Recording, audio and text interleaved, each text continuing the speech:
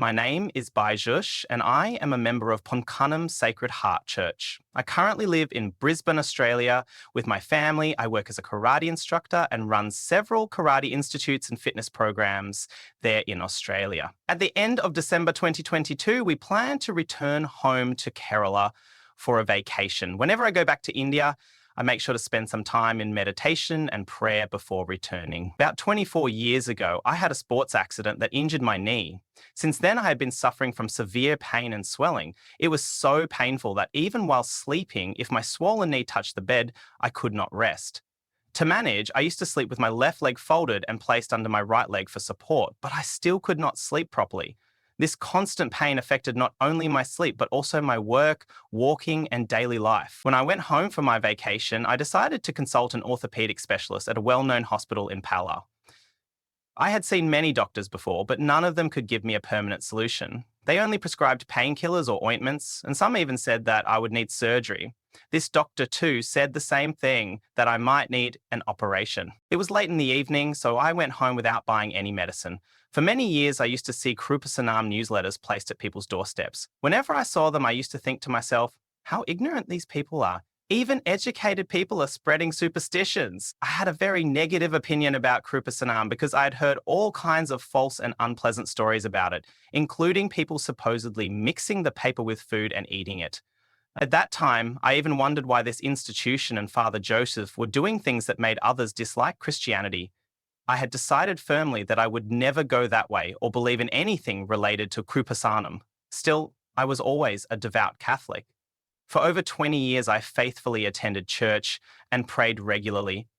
I had prayed the 153 Hail Mary Rosary many times. However, over the years, I slowly reduced my time in prayer and church attendance, though I never stopped completely. I continued to have faith in God, but remained deeply opposed to Kreupasanam. After visiting the doctor, we went back home. The doctor's words didn't give me much hope, just the same answers as before. Then one day, a mother and her two daughters came to our home with Kreupasanam newsletters. Even though I disliked anything connected to Kreupasanam, I listened to them out of respect since they were visitors. They told me that this Holy Mother is a travelling mother, a term I had never heard before. I was surprised when they explained that wherever they went, whether to government offices or banks, when they used the covenant oil and covenant salt from Kreupasanam, their works were completed easily and without obstacles. I didn't think much of it, but when they said, "Mother will come with you," those words struck me deeply. Before leaving, they told me, if you go to Kreupasanam tomorrow morning, you can take the covenant. I didn't understand what a covenant was at that time, so I didn't pay much attention. But after they left, I told my family we should go to Kreupasanam tomorrow. I had rented a car for our vacation and had to return it in 2 days, so I thought we could visit Kreupasanam in Alappuzha, then take a short trip to the Alappuzha beach before coming back. The next morning, we left from Ponkanam. The place was very crowded. We moved through the crowd and entered the prayer hall. Inside, there was a call for those who wanted to take the covenant to go upstairs. I didn't know what it meant, but I went upstairs out of curiosity. There, a father was giving a class on TV. I listened, but I couldn't understand much of what he said, and I didn't feel particularly interested. By nature, I am someone who likes to do things sincerely. So I thought, if I don't understand this fully, I shouldn't take the covenant. Then they announced that those holding tokens up to a certain number should raise their hands. I hadn't taken a token, so I said I would leave. But they told me to wait, that they would arrange a token for me. They gave me a token and asked me to write down my intentions. But I had no plan in mind. When they suddenly told me to write, I didn't know what to put down. While I was thinking about it, I heard Father saying during the class, "Pray to be filled with the Holy Spirit." So I wrote that down first. Then I thought I could add a few more intentions. My wife and mother suggested that I write about my knee pain, which I had been suffering from for many years. I have attended many retreats before and meditated a lot. When they said that mother could heal something in 1 hour that even doctors couldn't fix in years, I wasn't naive enough to believe it, so I thought I'd rather write something more practical. But then the person taking the class said, write down the things you think are impossible in your life. When I heard that, I realized that my knee pain, which had troubled me for 20 years, was exactly that. something I thought would never go away. So I wrote it down as my second intention. By the end, I had more than 6 intentions written down. I humbly wrote them all, still without much interest in Kreupasanam or what was happening there. Afterward, I went downstairs with the crowd and submitted my list just to complete the formality. I thought I'd do the 90-day covenant and then stop, but now it's been over 2 years and I am still continuing it.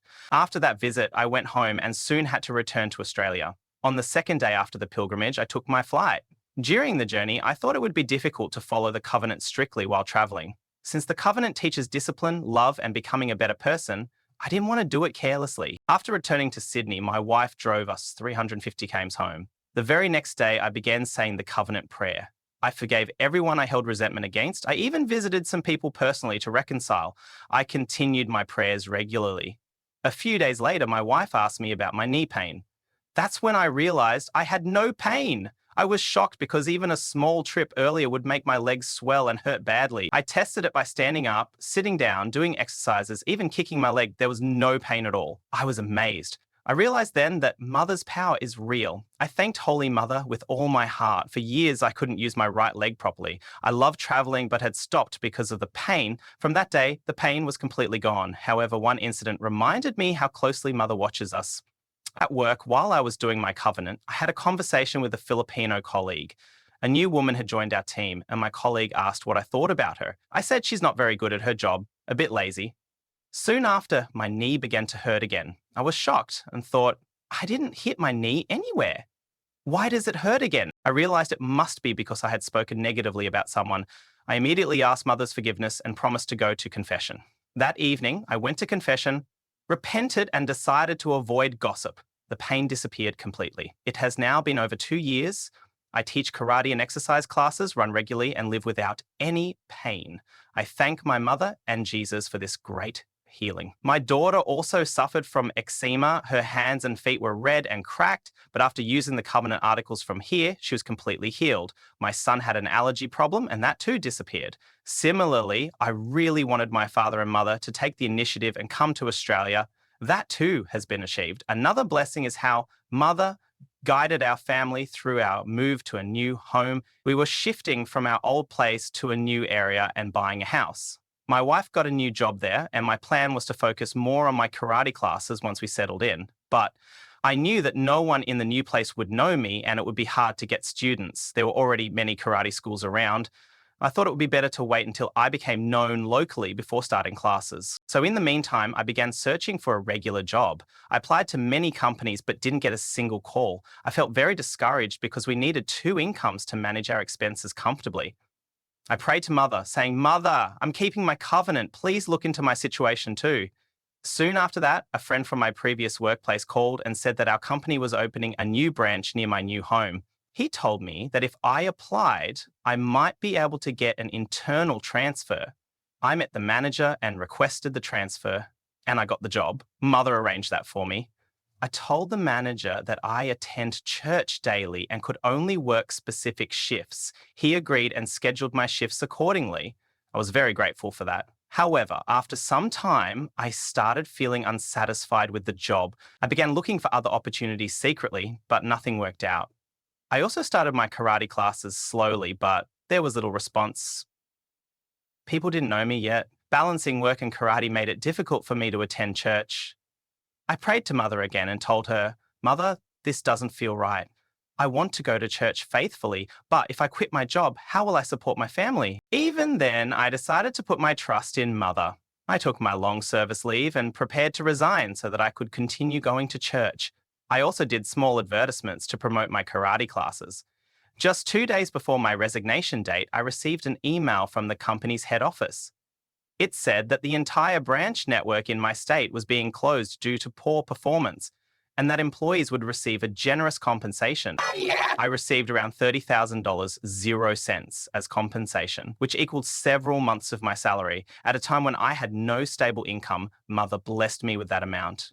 Even while running my karate classes, I never stopped going to church or praying. I told Mother, if I had 100 students, that would be enough for me. Soon after, I reached exactly 100 students, but when I calculated the income after expenses like rent and insurance, I realized it wasn't enough. I prayed again and said, Mother, I was wrong. I want 150 students instead. At that time, things still didn't seem to improve. I applied for more jobs, went for 2 or 3 interviews, and one company offered me a job with a salary higher than I'd ever received before, about $4.50 more per hour than my previous wage. I was so happy when I got the offer letter, but when I looked at my roster, I saw that all my shifts were in the morning, which meant I couldn't attend church.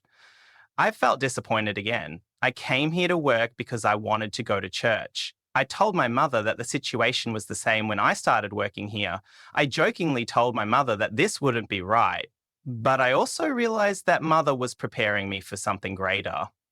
From the moment I prayed for 150 students, Mother gave me the strength and grace to focus completely on my own work. Now my karate classes and related programs are growing well and I'm moving forward with confidence. A few days ago, another incident happened. My mother back home suffered a blockage in her brain. When she was admitted to the hospital, they did an X-ray and other tests and said the main doctor would decide the next step. From here in Australia, I submitted a light a candle prayer request and prayed earnestly that nothing serious would happen to her and that Mother would protect her. Since I couldn't do anything from here, all I could do was pray. So the doctor came and examined my mother. He said there was nothing serious and that it could be cured with medicine. After 2 days, my mother was discharged and went home. I thank Mother for that blessing as well. As part of my missionary work, I buy the Kreupasanam newsletters in both English and Malayalam through my friends. I walk and distribute it to Malayali and English-speaking people. Some receive it and some do not. But I believe that one day, just like me, they too will come to recognize the Kreupasanam Holy Mother. I also share all the testimonies with my friends. When the Rosary Rally takes place, I hold the Rosary Rally there in Australia, adjusting the time and distance accordingly. When I was working, Mass was held on Sunday mornings. One day, my manager asked if I could work extra for 2 or 3 Sundays. Since Sunday work is paid double, it was tempting, but I told the manager I couldn't because I had to attend church. The manager asked how I managed to go to church during work hours. I told the manager that there was a church 90 kilometers away and I would drive there, attend evening Mass, and then drive 90 kilometers back, a total of 180 kilometers, just to attend one Mass. So I told them that it was difficult for me to drive that far every Sunday, so I didn't want any extra shifts. They said, if you're such a devoted person, you should go to church every Sunday. You can come to work, go for Mass when it's time, and then return to work. For 2 weeks, I travelled 180 kilometres each Sunday. After that, Mother arranged my work schedule in such a way that I no longer had to travel so far to attend Mass. I am very grateful to Mother for that blessing as well. A sign will be shown to a distant nation. They will be called by a whistle from the ends of the earth. A beautiful testimony from Baijush has been presented before Jesus and the Holy Mother. He has faithfully and zealously kept the terms of his covenant and now offers his life's transformation to Jesus and the Holy Mother. A journey from a time of no faith to deep faith, lived with great care and devotion. When Baijush took the covenant, he was suffering from severe knee pain. He set an intention for healing from knee pain, though at first his approach was more like testing the Holy Mother. During that time, his pain changed and the need for confession entered his life. The pain returned, but through asking forgiveness from the Holy Mother and Jesus, he was able to regain his faith and love. Now he makes every decision only after seeking the guidance of Jesus and the Holy Mother.